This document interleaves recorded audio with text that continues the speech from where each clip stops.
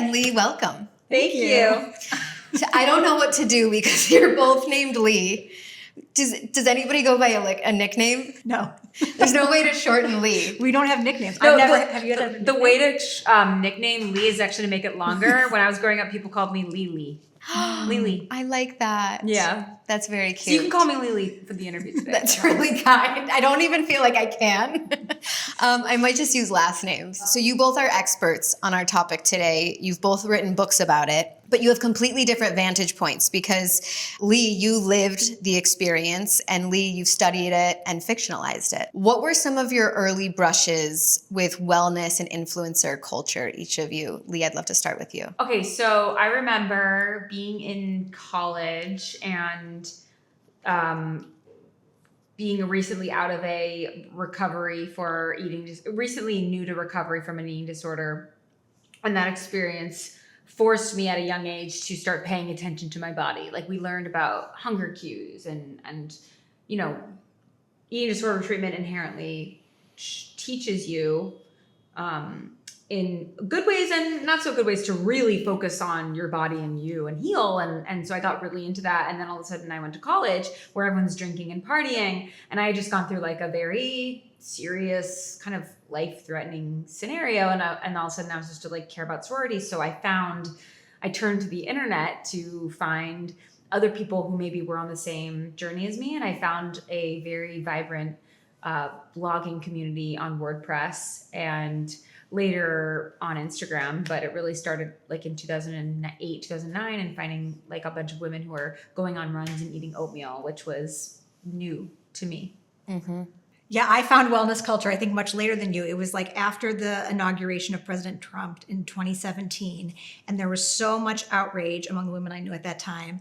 And I was on Instagram and I just noticed two things happening at once. There would be these very aesthetic posts of like a woman in a bathtub or a woman applying a facial mask with these quotes from the Black feminist poet Audre Lorde saying, "Caring for myself is not self-indulgence, it is self-protection, and that is an act of political warfare." And the combination of like grooming rituals, like taking care of your hair and skin, but telling yourself like, this is gonna prepare me for the long fight ahead.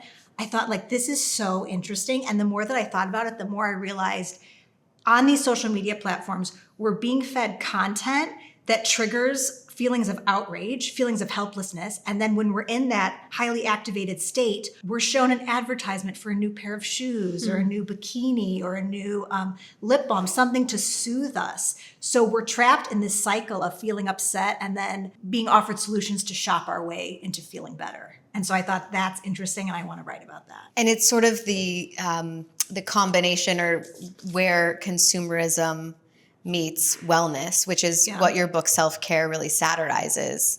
Yeah. And Leigh, I've heard you talk a lot about consumerism and self-care, or your past job as an influencer, because you said you looked in the mirror one day and you were like, my shorts are from this brand, my top is from this brand, everybody sent me my blender and my everything, and you didn't pick any of it.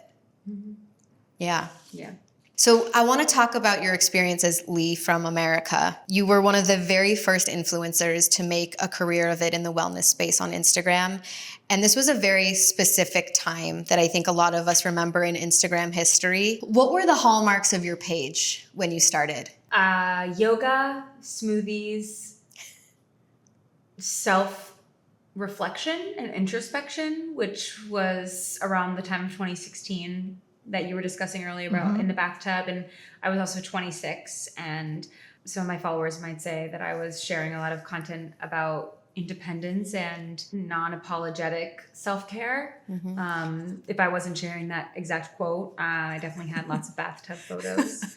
And I kind of made the act of self-care and taking care of yourself a very alluring lifestyle through, farmers market halls, etc. We're getting thousands of likes on your Instagram photos.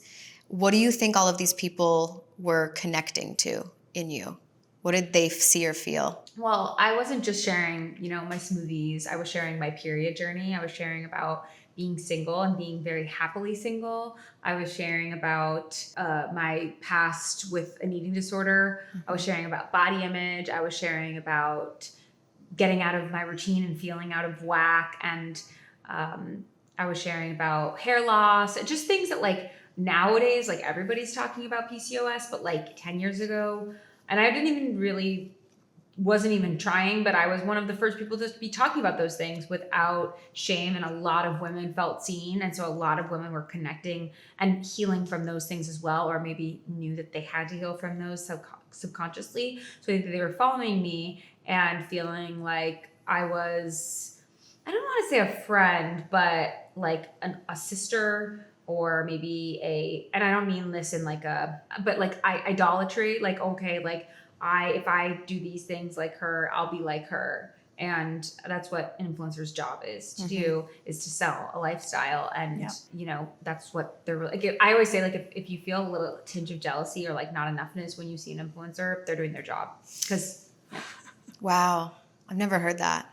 Well, I mean, even like writers and like it's just like, that's just how you draw people in, because you make someone feel a lack and you fill it with a discount code. Like the gap between who I am and who she is. And if I just eat what she eats and do the exercise that she does, so interesting. I'll fill that void. Do you remember watching Leigh from America's videos or photos? Okay, so this is what's so crazy. So Danielle was like, do you know Leigh from America? Like, I've started trying to interview her.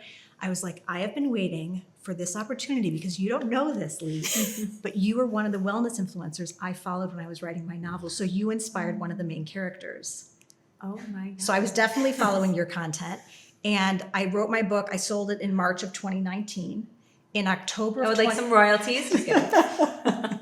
I'm raking it in, especially after this episode airs. I finish it in March. In October, my editor sends me an email with a link to a blog post by Leigh from America about going into treatment for orthorexia. And I had written the character with orthorexia. Oh my God. And she's like, do you know who this is? I was like, that is Devin. Like, you weren't the only influencer I followed, but your influence was all over the other wellness accounts. Yeah. Everyone was copying you. So reading your book yesterday, I read your book yesterday, cover to cover. It was like tripping on Molly reading your book, because it was like I was reading a memoir by the person that I thought I invented in my head, because there are just so many eerie similarities, including one of the things I gave the character was like, she's perfect and beautiful and beloved, and she's extremely lonely. And that's something that really like moved me about your book. It's just how isolated you were, even as you had so many followers. I remember someone writing once, like, I have these crazy memories of some of the comments that affected me the most. And they were always like some of the most random, sometimes from like a random guy, which is crazy because I had like 99% female followers.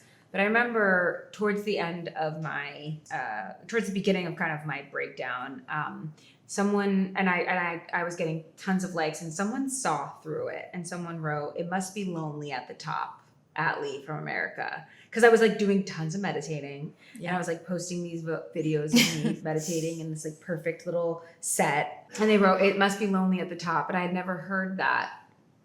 And I don't know, it was really eerie, because I was like, oh my God. Like I had achieved everything I thought I wanted. Success, monetary success, like popularity success, which is also important in female circles, like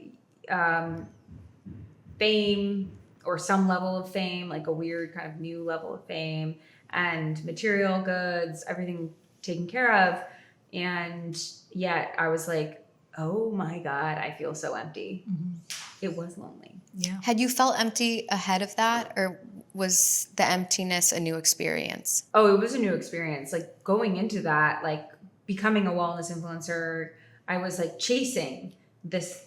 I think I thought I would always like arrive. Like I was like, okay, once I have this, I will feel so much better. So I remember like once I hit 100,000, I wanted 200,000. Once I hit 200,000, I wanted 300,000. And then I remember actually around 300,000, I was like, actually, I don't want 1 million. Like this is way too many people. I think once you hit around 300,000, at least for me, you start to get a bunch of people who don't even really like you. They're just following you because they might hate you. And it went from like a small, really cute, supportive, loving community, which often is the case with smaller internet spaces. And then it was becoming kind of bigger than me. And I was like, there's only one of me and there's 300,000 of this. I'm feeling the power dynamic shift.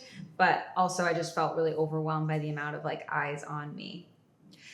something I've been thinking a lot about with influencers and with content creators, like on a platform like TikTok, is like, not only is your audience following you for advice or entertainment or aesthetic lifestyle, but they're also watching you because they want to judge you for fun. Like that's part of the recreation. It's like a recreational judgment. Like the fact that there are these like blog snark subreddits, there are entire communities dedicated to mocking influencers, adds this whole other layer of participation. So it's not just adoring fandom, it's also the anti-fandom on top of that. Like you said, you had hate follows. And I just find it like a really dark side of humanity that there's that additional layer of judgment of people just doing their jobs in public. Like we don't judge other people for doing their jobs in the same way we judge influencers because we don't see it as real work. Is it jealousy, or you're saying we don't see it as real work? I don't think we count it as labor. We don't make fun of people who work in factories, and we don't make fun of plumbers. We make fun of influencers. It's like fair game. Right. And then we say they asked for it. They're famous. Right. Because I think also we see plumbers and like people who are working more blue collar jobs as like industrious and influencers as like frivolous because they might be And they're mostly female. women. Yeah, they're mostly female. And listen, some of that's a totally okay opinion to have, but it doesn't mean that anyone's job is more valuable. Like if we're all on an even playing field, it shouldn't be made fun of, just as a plumber shouldn't be made fun of. But I also understand that, at least this is where I'm at with the snark and everything, is that like, it's part of your job. It actually helps you. It really does. It really does. I mean, like people are talking about you. Like that's will only help you get your message out and get your book across. And literally like every successful influencer has one. So once you view it that way, it just changes it. And like, it's not going to change. Like complaining about it's not going to change it. So I just say, okay. On to the next. Well, I just stay focused on what my messaging is. And I just don't really, I'm not like catering to those people. And I know that those people are going to exist, but it's just not really any of my business. There is this element, though, of influencing that I see, because now there are some influencers who are women over 50 or 60. And there's, from my vantage point, less making fun of them. The making fun of happens for young girls. Leigh, you're nodding, yeah? I never thought about it before until now, but you're right. They are. I don't see older women influencers getting the same level of hate. They're almost celebrated because They're celebrated. Well, we know someone in common, Lynn Slater, the accidental influencer. She's a perfect example of this. She's very beloved. And so what is it? It's like you can't hate Lynn. No, she's iconic. Yeah. I mean, like, but you can like hate Sydney Sweeney. Yes, Because like also yes. there's youth and beauty, and those things are very coveted, right? well, is it because, when you're youthful, you're more powerful? yeah. So like Sydney Sweeney has more power. She has more power than Lynn, and so like you're not going to take down someone who doesn't have any power. People try to take down someone who's above them, so they feel like Lynn's down, like on their playing field. But the weird part about this, I agree with you, but when you're young, at least me, the older I get, the more powerful I feel. When you're in your 20s, you actually feel like you have all the youth and beauty, but you feel powerless. You don't know how to navigate the world. People are harassing you. Yeah. It's a weird dynamic. But you do have a power that you don't know you have. That's why they say youth is Wasted on the young. youth, Yeah. because you have a power that you don't realize you have. Youth, Yeah. and that is in our society powerful. Yeah, because it's scarce. It's a fleeting thing. Yeah. So we're going to talk about the entire journey of what made you quit influencing, but I want to hold up your book. If you don't like this, I will die. Great title. Thank you. It follows your career, your cancellation, and then, can I call it a comeback? Call it a comeback. It gets very personal between all those things. Why did you feel like now was the right time to tell the story? To be honest, 5 years ago would have been the right time to tell this story. I think this was a story that needed to be told. When I stepped away from influencing, I was looking for, I knew it didn't exist, but I was like, there's nobody that I can talk to because nobody has stepped away. If they have stepped away, they've completely gone off the grid. I don't know how to reach them because they're not online. They've like gone to the witness protection program. And why isn't there a memoir out there like, Eat, Pray, Love, like a book that's about a woman going through something online and stepping away and finding herself? Like I was like Eat, Pray, Love, Educated, all those books were like huge parts of my my like upbringing in Glass Castle. And I've always turned to memoir to, even if I haven't been through it, I always just find relation to the feelings and the thoughts. And I thought, okay, first of all, if I've gone through this, other people will. And if they haven't yet, they will. Or they already have. And if they haven't, they will. And I also was like, this needs to go down, and I need to write this in history because this is such a new thing. Nobody else had written. I mean, the whole experience was so new. Like, I didn't have a mentor. I didn't have, like, nobody knew when I was an influencer. No one could say 20 years ago when I was an Instagram influencer. No. And I was reaching out to brands saying, hey, I've got 30,000 followers. Can you send me your yogurt? And they were like, okay, why? And I was like, oh, well, I have 30,000 followers. And then I would sell it out overnight, and they'd go, can we send you more yogurt? And they didn't even know what, like, influencer gifting wasn't even a thing.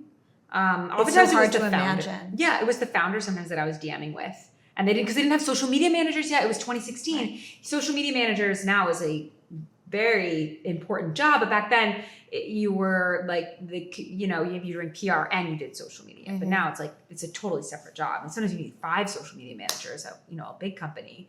But it was so new. There was no blueprint. It wasn't acting, it wasn't comedy, it wasn't singing, it wasn't exactly art, although I really do think of it as an art. But it wasn't like I was like going into an artist residency. I was like, this is crazy, and I just wanted this book to be out there so that other people could find solace and help and motivation in it.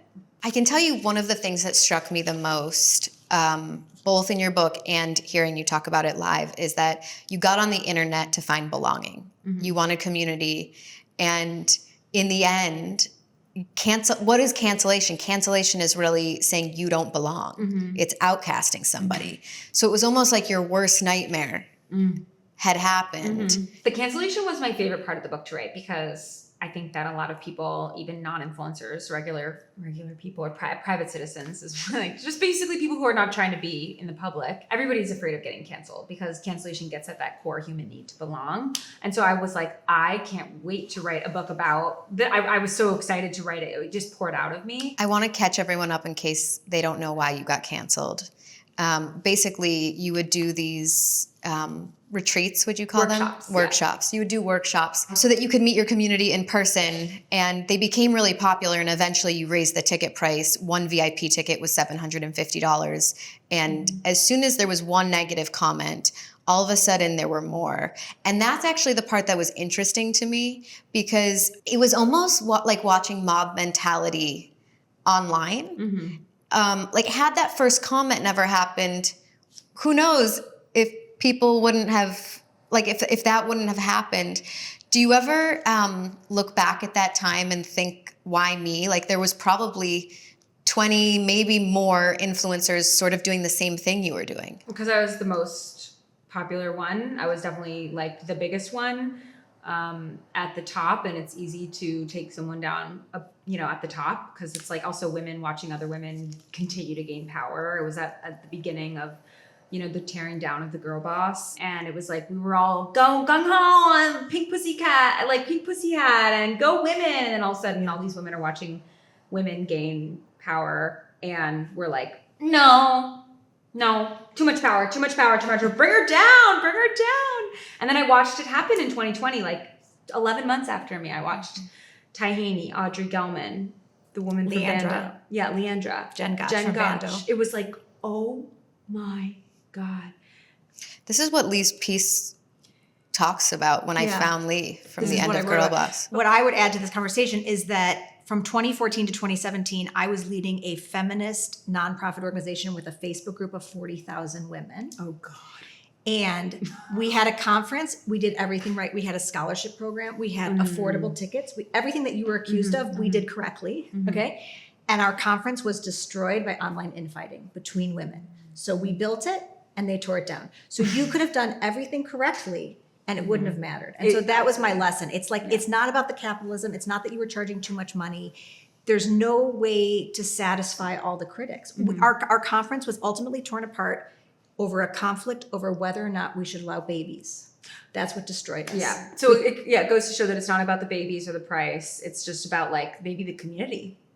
It's the community. And it's like, there's this this genuine like boiling anger. Like I think women have a lot of anger and they have villains, they have targets, but those targets are like so far away that it's like who's close by. Yeah. And they end up turning on each other. Did you ever read that Joe Freeman essay from like 1976 on trashing that was in Ms. Magazine? No. I'm going to send it to you. It's like a classic second wave feminism essay about women just like icing this one woman out. She doesn't even know what she's done wrong. It's like a pre-cancellation cancellation. Wow. Yeah. How they all turned on her and she has no idea what she did, but they isolated her from the group. Right. I mean, you can't argue once someone's already made up their like mind about you, you can't argue with that.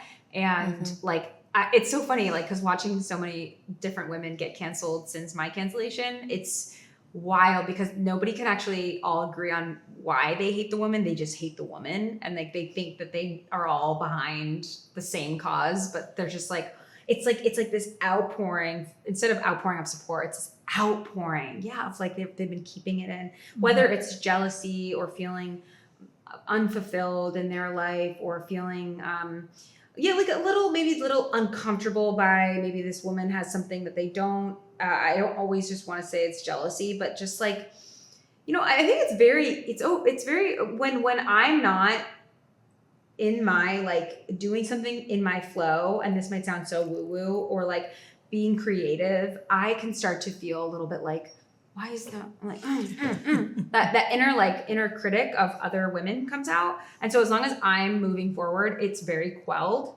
And so I feel like if I'm focusing on myself and my craft and my creativity, then I'm not feeling that hate.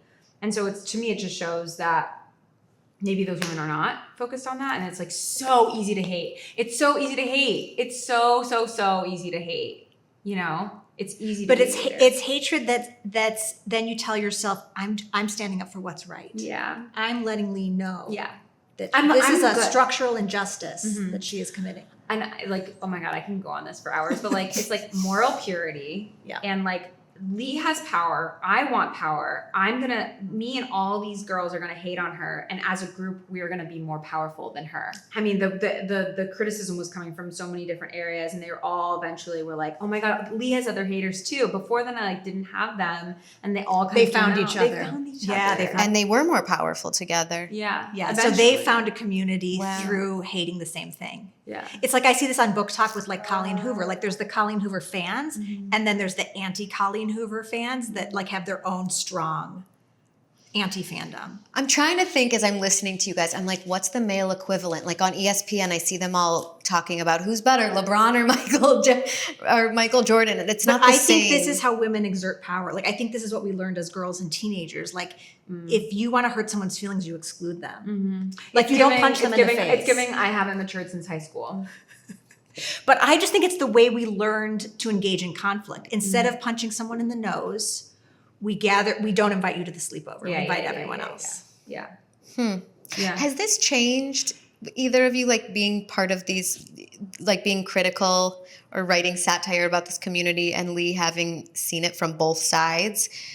Has it changed your view on feminism or women? Yes. Interesting. Please say more. I don't call myself a feminist anymore. I do not. No. If that's what feminism is, I want nothing about it. I want absolutely nothing about it. Like I used to be like, women of all women support women. I had such a naive view of women, but I think that there's a lot of unhealed. Also, what's so funny is I think that because I was healing myself and sharing about my healing journey, I attracted a lot of unhealed women. Like a lot. Like actually, I was talking to another kind of. I think that's very writer. self-aware of you. Yeah. Well, I think Allie Kriegsman, she said that. She's also a writer. I know Allie too. Yeah. She was like, what's so interesting about your community specifically is that because you were talking about body image and healing, you attracted a lot of women who were struggling with that. And they looked at you as a kind of a projection of their own desires and how they wanted to be and how they wanted to look, or how a healed woman should look. Yeah. And I attracted a lot of very unhealthy people. And that's just what happens when I guess you were talking about the things that I was talking about. But if that's what a feminist online community is or does, no, then I'm not a feminist, because Wow. yeah. And also I am my dream of womanhood and the female community and women supporting women is and will forever be broken. Like I just will never, once you experience that, and I think I made a video about this, like once you've been torn down by other women to the degree that I was, you will start to be like, wow, it's really women who actually are tearing each other down. It's not men. Like there was not a single man in my comments caring about this. If anything, like all the men in my life have been like, what? Like why they're busy doing what? Like they just don't understand. They don't have time for that. Well, also we talk about Audrey Gelman so much, and how much we talk about Adam Newman. Like, are people making TikTok videos about Adam Newman? No. They make videos about Audrey Gelman's new hotel, and they make fun of her for like, where are these? Like, are they supposed to go away and never come back? Like, if women, the visibility, women being visible is a threat. Yeah, we do. Like, that's exactly, I think, what people want is for the canceled woman to disappear and to never. Like, you got your chance. Mm-hmm. Right, you had your moment. I'm having this interesting reaction. I should just be an interviewer, but I'm having this interesting reaction because my experience of feminist communities has been largely positive. And it's not to deny your experience, but I'm like, how could my experience of women be so different from your experience of women? And I see like it's this visceral pain. I can tell you've talked about it differently than you talked about anything else here. Mm-hmm. And I think you're kind of in the same camp. Yeah, unfortunately, I'm not going to offer a differing opinion. No, you don't have to. That's just what what it would be. A betrayal of the lie we were sold of girlhood and friendship. And, you know, growing up, I was always told by the older women in my life, it's the girls that are always going to hold your back and have your back and your best friend. And listen, my best friends, my best girlfriends are like my sisters. But it's like the girls that I didn't realize I had to be more cautious of, which is these girls who think that they know me online and support me and watch me and praying for my downfall. So you didn't feel betrayed by your real life IRL friends? No. And now I've learned that those are the only people that I need to be paying attention to and giving love and care to. But back then I put a lot of care and weight to what the opinion of random people online thought of me. What were your largest critics saying? That you are harming others with your content, that you are promoting because of your cost prohibited, so you're clearly only for white people, and that you're culturally appropriating. Which is racist. Right. I mean, that assumes only white people have money, which I think is racist. Oh, I mean, it's so many things. Cultural appropriation because you're doing matcha and Ayurveda. And I was working actually with another Ayurvedic influencer who is of Indian descent. And she was like, can you, and it's in the book, like, she was like, can you talk about my stuff? And I was like, sure, I'll promote you. And she wanted to be in my workshop. And I was accused of stealing Ayurvedic ideas, which is crazy. Just no context at all. They were accusing me of, before I left, that's really what they were accusing me of, and just being like privileged white girl from Connecticut, as if like, okay, of course I'm white and I'm from Connecticut. Why is that? Like, are you insulting me from that? Like, I'm proud to be from Connecticut and yes, I'm white. Like, that's not a secret, It's so weird. It's been your lived experience. Yeah. Yeah. Well, it's like okay, nothing. Like, are you trying to criticize me because of that? Yeah. What is that saying? It's crazy. Like, I don't have shame. Another part of your book I really liked is like, there's all these moments where you're learning the changes in Instagram. So it's like, now we're going to do stories instead of grid posts. I'll adapt to that. Now we're going to do this. Now we're going to do that. And then there's one moment where you're like, are we all pivoting to social justice content? And do I need to pivot too? But that's really real because there was this kind of peer pressure and it's just a hilarious moment where you're like on a plane doing a face mask and you realize it's MLK Day. And so you decide to post the face mask selfie with a Martin Luther King Jr. quote. And that is peak. I mean, no, but it's catnip for me. Exactly. But what's so funny too is how I got all these messages being like, thank you for posting a fist with your smoothie. And like, if a brand did like, okay, but the funniest thing though, still, like, we are all so indoctrinated. Like, if a brand like does an MLK Day sale to like sell mattresses, we're like, they're a good one. they're selling mattresses and they've acknowledged MLK Day. It's like, you guys, they don't care. They want your money. Right. They don't care. They're doing it so that you come to them because you think they're good. Do you feel like the vibe has shifted though with this in terms of the intersection of social justice, activism, and just content online and entertaining wellness, other content that's not activist content? Like I feel like it's less It's such a deep question, Leigh. too deep. No, ask it. But it's not one pronged.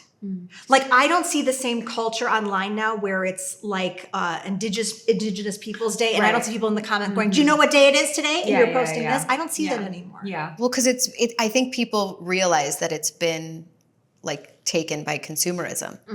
Is that it though? It's like cynicism about consumerism, or is the public fatigued of every single thing we look at online has to also be political in some way? Like maybe we want to follow politics, maybe we want to read the New York Times, be well-informed citizens, and then maybe we want to like get a recipe for something and not have the recipe be Democrat or Republican. Do you know what I mean? I think it just went a little too far. I really do. I agree. Well, I think you're touching on something that was a big question mark during the time of your cancellation, which was, what is the responsibility of influencers to speak on social justice and or political issues? Because we were requiring influencers to talk about all these things. A lot of them, like, no shade to Bachelor Nation, but like, I don't know what a lot of them, some of them are 21 years old. I don't know what a lot of them know about. That was a big flashpoint. You know, about civil liberties and things. And my belief, this is just my belief, is that it's okay if they don't. There was this pressure, at least for me and I remember like feeling that pressure to post on MLK Day because I was watching other influencers just post their smoothie. People be like, silent on MLK Day, unfollow. And I was like, I don't want to be unfollowed. I want to be good. So I'm going to post about MLK and feeling like, you know, I'm good. And everyone else feeling like, okay, she's good. But I do believe in my heart of hearts that it's okay to not want to be, to have just a smoothie page. Here's the flip side of that though. And I don't know how to make sense of it, but I think what the flip side is that a lot of people's lived experiences don't allow them to be apolitical, and that's the feeling. And so I don't know the answer.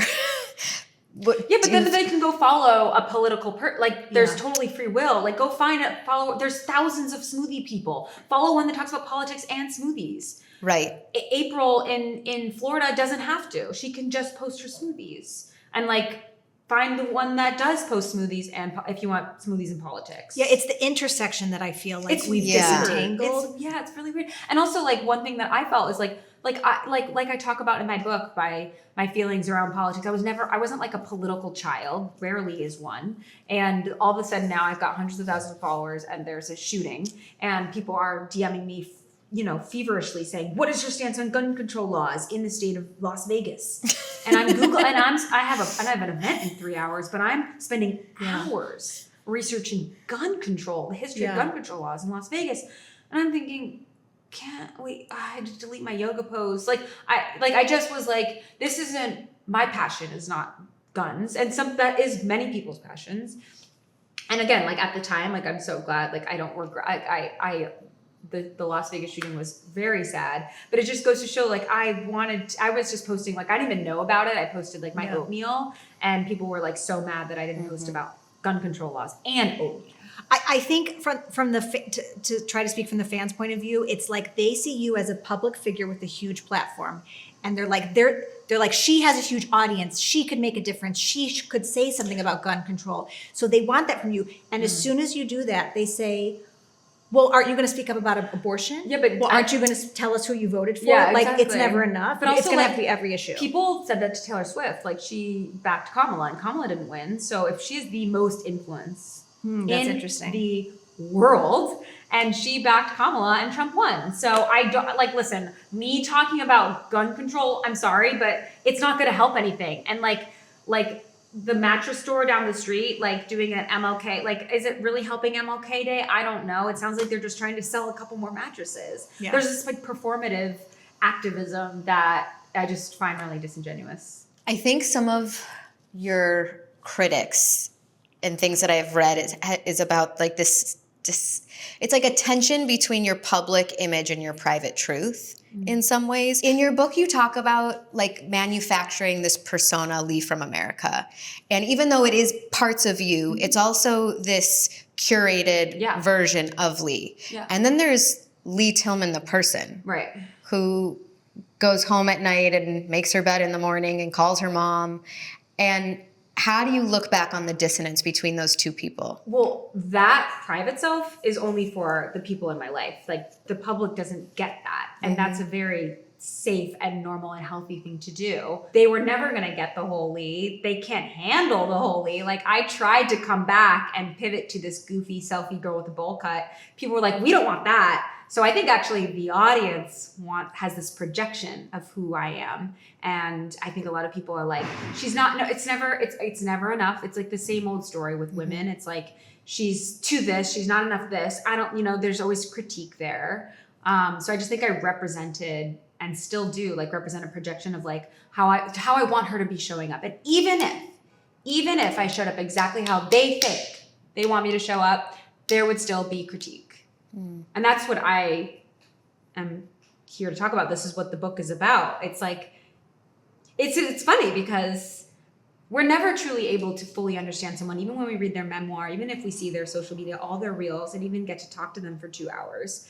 We don't know the whole person. Getting to know someone is a very intimate experience that happens over months, years, a lifetime. And that's a privilege to be able to get to know someone. And I just don't think that I think people need to realize that you're never going to know who your favorite celebrities truly are deep down. You're never going to know them. You're going to see one side of them, whether that they're manufacturing, I don't know, or maybe just that like it's a feedback cycle between their audience and them, and they're sharing a little bit and hearing kind of how it goes, and then they'll pivot or whatever. But you're never going to get to know the whole person because that's for their private life, and they deserve to have that. Do you identify as a content creator now? Yeah, I would say a creator. Yeah, content creator, influencer. And so you would still use the word influencer? Yeah, because I guess I'm influencing people to buy my book. But this is this is the thing that I'm so interested in. It's like, I would argue there's a difference between influencer and content creator, and it's partly where your income comes from. So if you're an influencer and you're earning income from brands, the brand is your customer. So you want to please the brand so you can continue working with that brand, and then you're selling that. You're a human magazine. You're selling that to your audience. And the way I think of content creator is like, you have a Substack, right? Content creator is like you're directly earning income from your audience. So your customer is actually your audience. So it shifts the power balance. It still has its upsides and downsides because your audience now, if your audience is paying $5 a month, they're entitled. Right. They act entitled. Right. But that's how I see the difference between influencer and content creator. But I think a lot of people think of influencer as someone who's just influencing. Who's something. influential. Yeah. And like you don't even need to be selling products. Like right now I'm not selling products except for my book, and but I'm still called an influencer, and that's fine. You're okay with it? Totally. Do you still do brand deals? I'm curious. No. But I'm on purpose? Oh, you're open to it. That's what I was curious Listen, about. my fiance's like, you're on Instagram way too much to not be making any money from that thing. I'm like, I'm selling my book, but no. But the book, it's like to me, you're a creator because the book is something you created, and you're selling it to your own audience. Yeah. What do you identify as? Oh, a content creator. Okay. I don't make any money from influencing. Would you be open to it? That would be so weird. That would be the weirdest plot twist in my life. I don't think I could. I don't think it would be really like meta. It would be too. I think it would be too. That would be too. Is there a number in mind? Listen, there's a number for. I'm thinking of offering some expensive workshops. Do it. I'll support. Leigh Tilghman, is there something you lost during that time that you'll never get back? No, because I would say I lost myself, but I definitely got myself back. And I have like no regrets about the whole experience. I got to live this crazy experience. I was able to put it in a book, and now it's out there.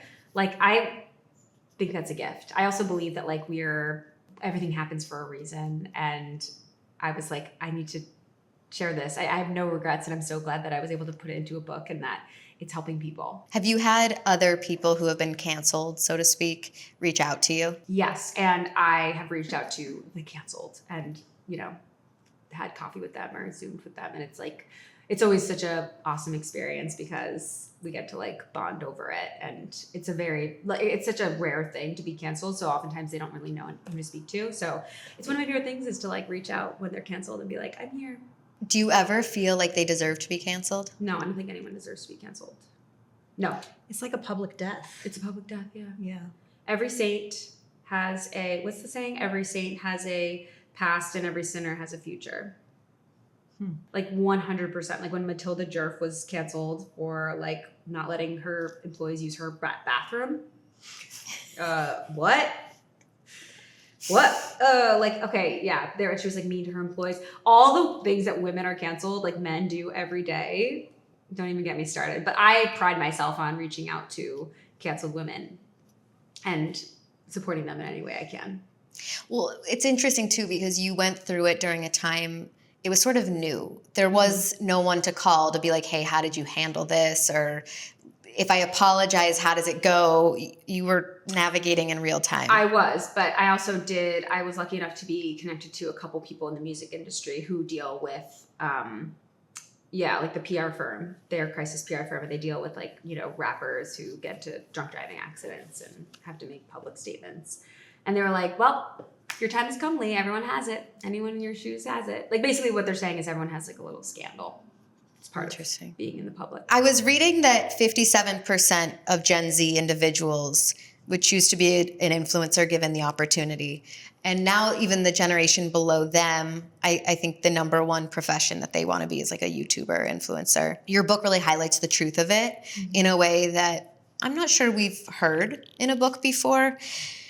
What do you think those seeking a life online should know? Okay, so I would say if you're like in your late teens or early 20s to really make sure that you have a solid in-person support system, because it can get really murky when you start to lose sight of reality, which is what we were talking about before with that private persona and then your public self. Like they are two separate things, and it's very important to keep the boundary. And I think that like anyone who tries to meld them is in for maybe burnout and loss of identity, loss of self. It's really important to be like, it's a work, it's a job. So you're going to show up and you have to be able to turn it off and go home to your family and cook dinner and show up, Yeah. So I would say like, make sure that you have that tether to, and good boundaries, and maybe like write down a list of things that that you don't want to share and why.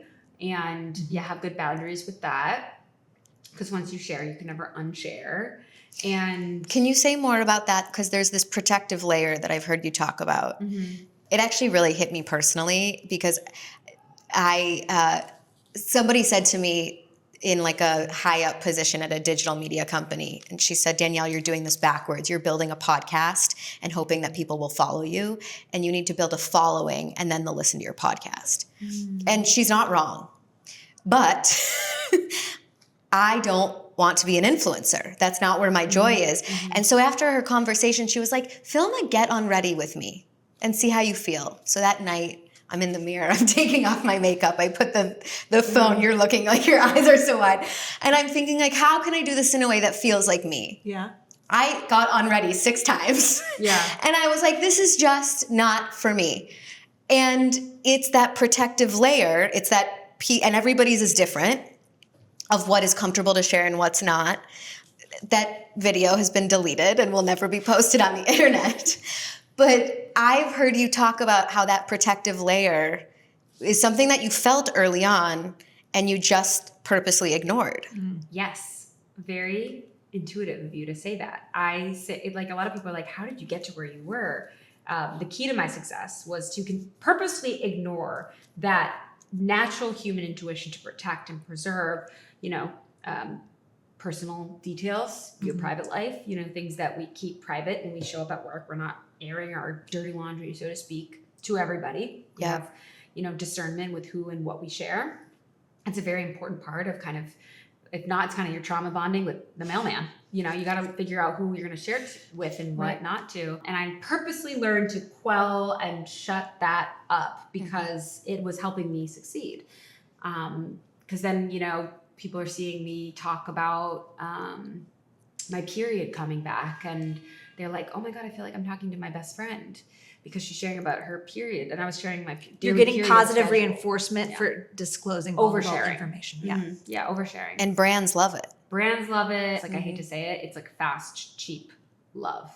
But just as quickly as it can be given to you, it can be taken away. So luckily that muscle has regrown and I listen to it now. If you look at things online in terms of what is most popular, horoscopes are very popular. Depends, every platform's different. Wellness is up there on every single platform. It's growing, it's not decreasing. Where do you guys think the wellness community and culture is going? Well, I think right now we're in a very low trust society, and we have lost trust in a lot of institutions that our parents or our grandparents believed in, like the mainstream media, medical institutions, public health experts. And so I think when people feel betrayed, confused, curious, they'll look for alternative sources of information. So I think this explains why people would turn to an influencer for their health, for health and wellness information. I think people want something, they want some kind of alternative. Yeah, I would say there's that, but also I think the pendulum is swinging up in the opposite way, because like when Make America Healthy Again and RFK Jr. kind of became part of the cultural dialect earlier this year, and he's kind of proposing, you know, going back to alternative medicines and going and kind of shying away from kind of mainstream.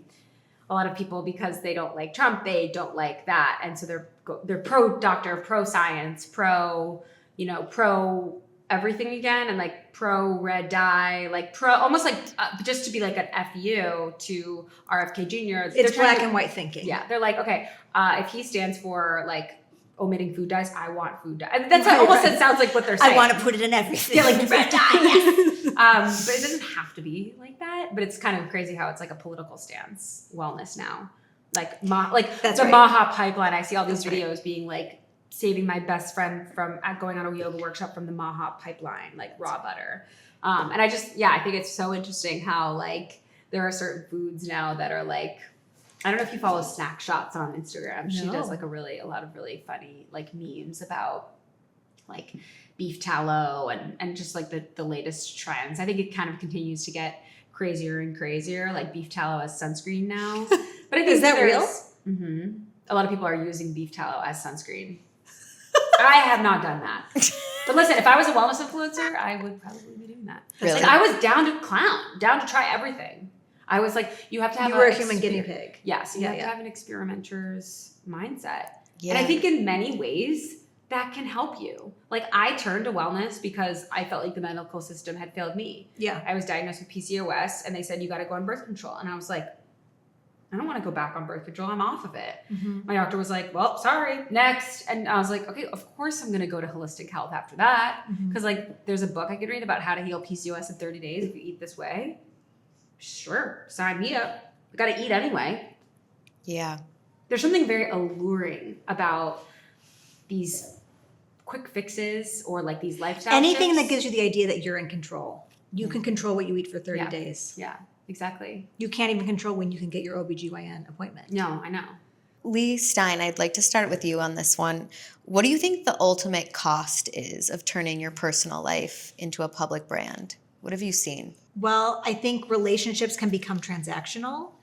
As you grow in status or influence, you wonder if the people around you just want something from you. So I think this is what creates this loneliness effect that we were talking about earlier. It can also be impossible to turn off the part of you that's the creator. It's like very hard to separate work and personal life and find that balance if your job and your personal life are like in the same little computer that you carry around in your pocket. It's very hard to leave and take a vacation. Like it's very hard to sign off. I think that's a fantasy because I work with so many writers and writers are like, but I don't want to be on social media, or they want to take a break from social media, but it's very hard. You can leave for a short time, but you have to live online. And I've lived online since the late 90s. So it's my second home. Like I have I have a lot of joyful, happy memories of being on the internet. It's not a place that I want to leave, but I think in general, whether you're an influencer or you're just a user, I think people right now feel this intense ambivalence about the internet where they they want to sign off and they can't. Mm-hmm. And so that's causing a lot of inner conflict. Mm-hmm. Yeah, like I'm already feeling like this self-betrayal when I log on because I don't want to be logging on, and so I'm logging on even though I don't want to be on, so I'm angry at myself, and then I see content that I'm not happy about, Yeah. And you're overriding your time limit, like we Yeah. try to set boundaries, like we're like, I'm only going to do this for X number, and Yeah. then we're like, password. Leigh, what do you think? I think that you sacrifice your inner peace and knowing that like there's a life beyond the internet. You can just get too lost in the sauce. Leigh Stein, who do you think ultimately benefits from the wellness industry Who benefits from the wellness industry? as it exists now? I think I once said, no one has ever lost money by making women feel bad about themselves. So as long as there continue to be cultural conversations about flaws that women have and how they could be better, whether that's at money, at business, their weight, their skincare, their hair, there's going to be a company to fill that void. And I just feel like wellness and the beauty industry are so connected at this point. Like what are you buying from Moon Juice and what are you buying from Drunk Elephant, and like who's the one making the vitamins and who's the one making this? It's all tangled up together. Mm-hmm. So companies continue to benefit from us Trying to improve. So Go ahead. I was just gonna say that, like, I agree. And what's wrong with trying to improve too? Like, there's also nothing wrong with trying to improve. I think that like this like critique of wellness and beauty can be really like swing to the other end of the pendulum, where like any time you care about what you look like, you're engaging in the patriarchy, and that's like just as extreme and harmful and judgmental as someone deciding that they want to use retinol. well, this is, I might be the oldest one here. I'm 40. But what I'm noticing in my peer group is like a lot of my friends are getting Botox. My cousin who's younger than me is getting Botox or using retinol. And I have no interest in using these products. And I'm interested in my lack of interest in using these products. But I realize like, I don't have a fear of like losing my beauty. I don't have a fear of people looking at me and being like, that woman is in her 40s. That's not my fear. My fear is losing my relevance culturally, like becoming irrelevant, like not being invited to have this conversation. Like let's invite someone younger than Leigh. That's my fear. And so I can relate and sympathize with my friends who want to use these products to look younger because I understand their fear, even if my fear is like a different shade of the same. Yes, it's a different shade of the exact same thing. Yeah. Thank you for sharing that. It's a very vulnerable thing to share. Sure. And I think it's interesting. Your fear initially was not belonging. Do you still have that same fear? No, because I know where I belong and I'm just here to share online. And like, I believe that my content will resonate with the people who are supposed to get it. And the ones that get it, and the ones that don't. And I'm not here to please everyone like I used to be.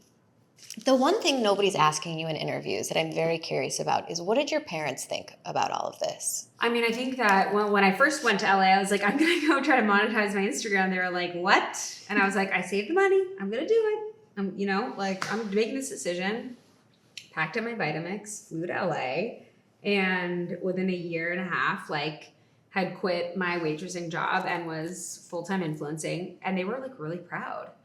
And they didn't fully understand. I mean, like, it's not even like they were unsupportive. They just like were like, what? You're going to Hawaii with Lululemon? Okay. And then all of a sudden, like, my mom was like, from a Mother's Day campaign with Athleta, like I got to start flying my mom out and she got her makeup done. I mean, she was like, this is so cool. Like, my daughter is doing so well. And then when it started to get hard, they started to hear a lot of it, and they were really excited for me to step back. Because they just were like, whoa, like, she's deep in this, and it's not healthy. And like, no, I mean, I remember, like, I'm so grateful because when I was ready to walk away, I think some parents would be like, no, you have to keep doing it. Like, you're making so much money. And they were just like, your mental health comes first. They've always been very like pro taking care of yourself before putting yourself out there.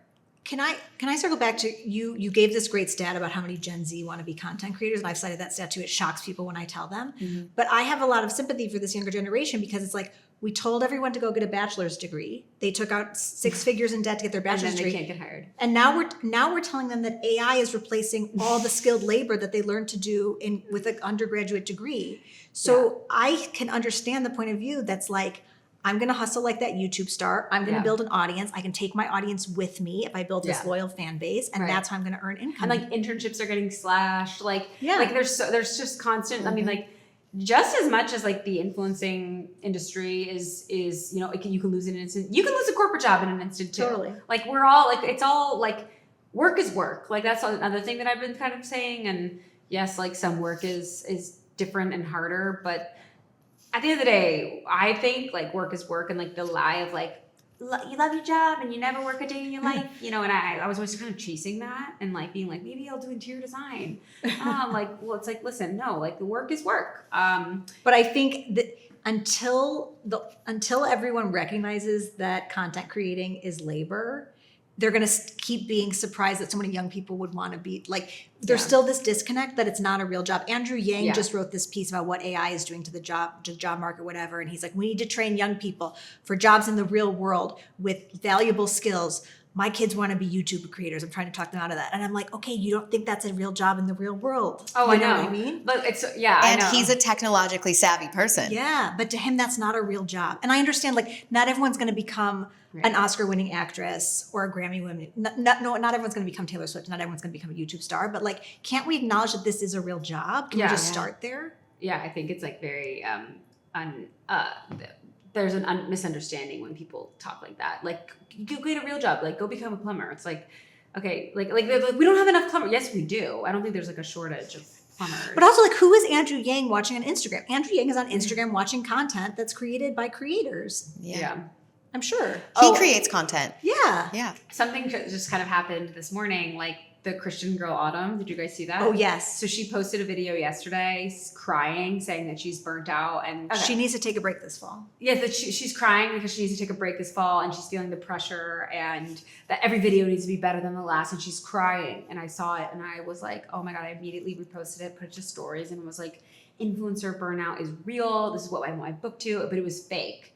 And then today she posted, just kidding, it's full. The comments on the TikTok video were, is this satire? Is this satire? People were trying to figure it out. So that was driving engagement. So yeah, exactly. So she drove a lot of engagement time doing this fake cry video, but my comment still stands that like, there is so much burnout. This is a real job. People, the comments that I was seeing, because TikTok shows you comments pertaining to what you see and what your algorithm is. Comments I was seeing is get a real job. This isn't real. There are people dying, as if a woman in the South crying about her job isn't worthy because someone else is dying. Like she's allowed to be burnt out. This is a real job. Like influencers' jobs are real. They're really hard. Like even if that video was, I would be surprised if she didn't feel a little bit of that. Like I better do it bigger and better this year than last year. I'm going to do this PR stunt to get even to raise myself even higher, because you got to outdo yourself as an influencer. Your analytics are the most important thing. How can you be bigger, better, and not lose relevance? Because there's everybody online is afraid of losing relevance. You can reinvent yourself and stay relevant. It's like being a pop star. You have to change your hair. You have to stay relevant and you have to like adapt to the changes in the algorithm. And adapt to culture. Yeah. When people pull stunts like that online, as a viewer, I lose trust. I don't know if that's me being old. Is that if you feel like you're left out of the joke? If you feel like you're in on the joke, like when I did my prank, you were in on the joke, right? Right. Yeah. So I think it's a matter of whether you feel included or excluded. Interestingly, that's a great point. Yeah, I was excluded from. I mean, I was too. No, I watched that video several times. I couldn't figure out if it was real or fake. I posted about it this morning, and everyone was like, "It was a joke. It was a joke." And I was like, "Okay, all I have to do is just kind of post something, and I'll get tons of feedback from people who are a little more online than me." Yeah, like you'll find out. I'm curious how you think AI will or won't impact influencer culture. I'm one of the only writers in America who's not afraid of AI. Everyone's so afraid of AI. I love AI too. I didn't say I loved it. I said I wasn't afraid of it, because I think as AI gets more and more sophisticated, we're going to increasingly crave human connection. And so anything that's providing like a high touch personal service, like I think people are going to want to go to a therapist, not use a therapist chatbot. Okay. We're going to crave people. So I think if you're a writer and you build a fandom and audience for your writing, I don't think people want the robot version of a Leigh Stein novel. Like I think they want my novel. So as long as you're a writer who has your audience, like AI can't replace you. So I don't have a fear of AI. Okay. So about 6 months ago, I got an email from an AI company saying, "Hi, Leigh, we can make an AI of you, and you can start doing brand. And we work with brands. So if Dove wants to work with you, we can just type in a script, and it will be an AI ad, and you can post it and make like $3,000." And I thought, oh my god. And then I thought, interesting. Keep in mind for the future, but right now, no. But how crazy is that?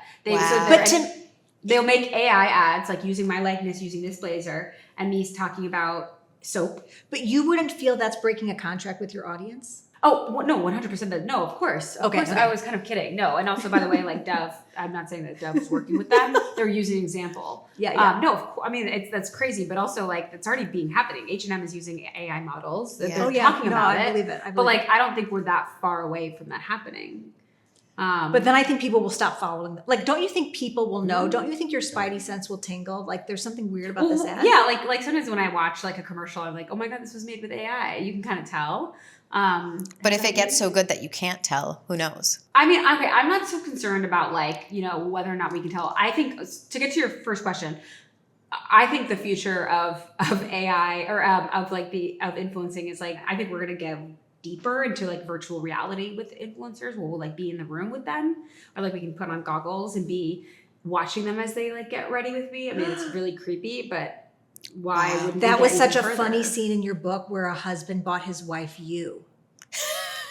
Oh, And no. you showed up to make breakfast. I was And like, she was like, "Can we take a selfie?" And you're like, "You have me by the hour." Like, "Yes, we can take a selfie." That was so surreal. But you're saying like that could happen with like putting on goggles. yeah, maybe like pay $50 to get into Emma Chamberlain's room Whoa. with her. Not in like a but like into her kitchen. It's possible, Her no, kitchen's that's like- beautiful. Like watch her make matcha. You can and you can see your arms making matcha with her. Why not? I mean, I'm pretty sure like I was at a tech conference and that's what they were like saying. Like that's the future of Instagram. But Whoa. I don't know. At the beginning of this conversation, Leigh Stein, you turned to Leigh Tilghman and said the end of her book made you emotional. Yeah. Can you explain why? Yeah, I don't want to spoil the ending, but there's this hard choice at the end between doing something that would show your parents that this was a real job, that would impress them, that some kind of milestone that would be meaningful to them, and going into treatment for your eating disorder. And you have this hard choice to make, and it just made me real emotional because it was like a genuinely hard choice to make. Yeah. Was it emotional for you to write? Yeah, like the flood scene is every time I like read that or talk about it or like think about it in my head, just like looking around and being like, I don't want any of this, and just like picking up Samson and leaving. Yeah, it just like because it reminds me of. It's also just so funny how I don't know if funny is maybe just like touching how this thing that I had spent years building, this online world and this brand and this thing that had the potential to make millions of dollars. I mean, I had a staff of people that I was working with, and I had, just talking about doing a TV show. Like there was so much potential, and it was so easy to walk away from. And just goes to show me like I trust myself. I have so much self-respect for that I was like able to walk the walk and talk the talk too. Like I had the courage to walk away and the courage to return. My last question is, can wellness exist outside of capitalism, or is it inherently tied to something? Well, I got my book Self-Care came out in 2020, so people would ask me like, what are your favorite self-care rituals, of course, and I would just say like honestly, like self-care is free. Like self-care is like sleeping and drinking water and like getting outside and getting sunlight. Like all these things are free, but because you can't sell them, like you don't see them marketed to you all the time. So I do see it's like buy the Stanley for your water. Right, your water tracker. Buy this oil for sleep. Like they're trying to, but Yeah. yes. Yeah, so I think, yes, wellness, how you take care of yourself does not have to be attached to any products.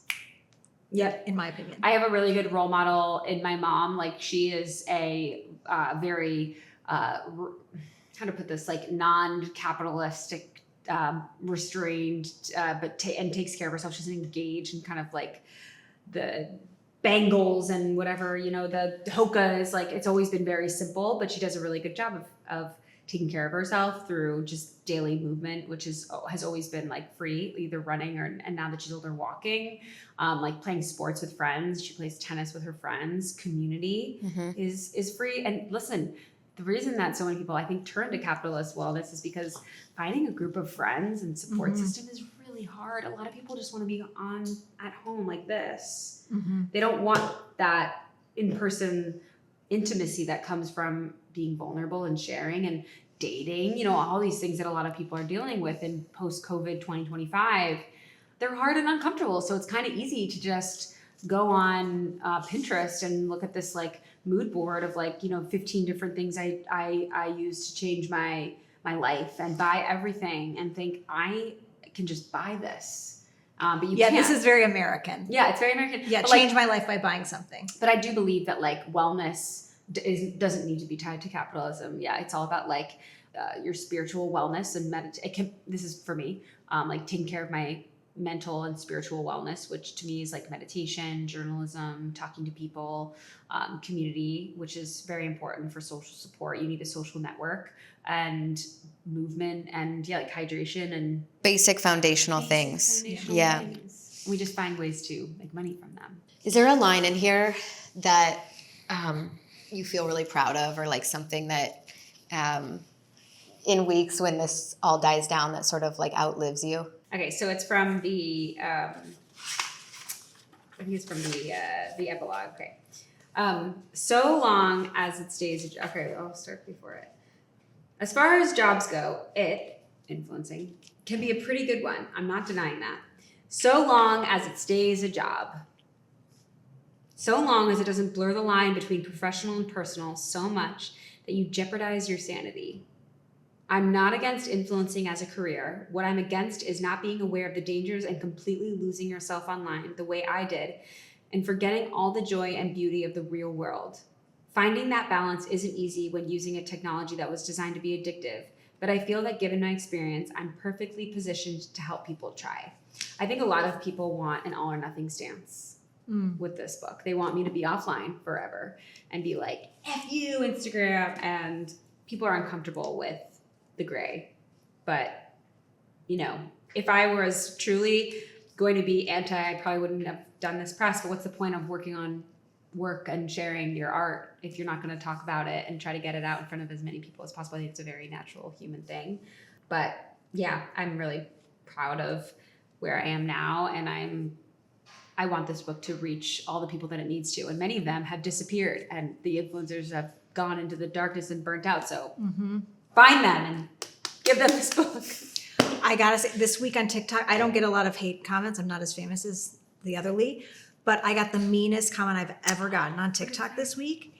It was, I made a video of good news and I lip synced a song and kind of danced for 7 seconds. That was a video. And the person wrote, embarrassing. I think you're a brilliant writer. And I think it's embarrassing for you to be dancing like a teenage girl on TikTok to promote your book. I think all writers should stop doing self-promotion on social media. And this comment was like so triggering to me because, and it reminded me of what you just said, because it's like, I worked 3.5 years on my novel. Yeah. And I shouldn't be on camera with my face smiling and lip syncing to a song. But also that tells more about them and what they believe and how they want you to show up than you. Like that's the one thing that I've realized is like, it's all projections. This person doesn't know you. They're just seeing a slice. Yeah. And they're just like, oh, this is how I expect you as a woman to show up. You're not showing up the way I see you. This is triggering me. This is no. She's basically trying to police you. You also have a new I do. book coming out. Will you tell us about it? Yes, this is a gothic mystery set in a TikTok hype house. A aging millennial woman who can't get a new job takes a job managing a hype house of Gen Z content creators. And one of them is a tarot card reader who has gone missing from the house. So it is partly a satire of TikTok culture. How do you think about these things? I don't know how you come up with these things. And also, tell me if I'm right or wrong, but the title is If You're Seeing This, It's Meant for You, which to me feels like a play on the Drake quote, if you're seeing this, it's too late, which went everywhere in culture. I don't know that cultural moment. The title comes from tarot TikTok. So as you're scrolling TikTok, a video will come up and say, this video was meant to find you. If you're seeing this, it's meant for you. And you're like, what is it? And then you click on it and it's like, someone's thinking about you. It's always the message you want to hear. Yeah. And then it's like comment blah blah blah blah blah if you want my Comment my ebook. claim. Yeah. So that's where the title comes from. Oh my God. I really thought I had it figured out that there was this like double entendre. I'll take it. I'll take it. Leigh and Leigh, thank you both for your time. This was really fun and interesting. So fun. Thank you, Danielle. Thank you. Thank you.